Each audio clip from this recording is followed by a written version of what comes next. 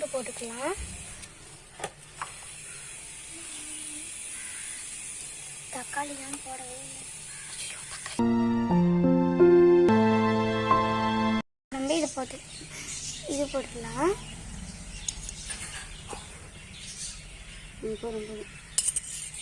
போட்டுட்டு நம்ம அதை நல்லா மிக்ஸ் பண்ணி கலக்கி விட்டுக்கலாம். இது நல்லா வதங்கினதுக்கப்புறம் தக்காளி போடலாம். இப்போ நம்ம வெண்டைக்காய் ஆட் பண்ணிக்கலாம். வெண்டைக்காவை நல்லா கலக்கி விட்டுக்கலாம்.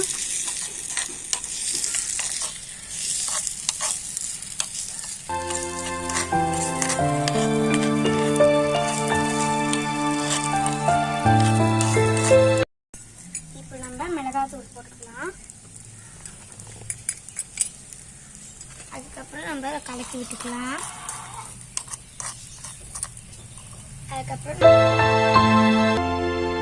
இப்போ நம்ம புளியில் தண்ணி ஊற்றிக்கலாம்.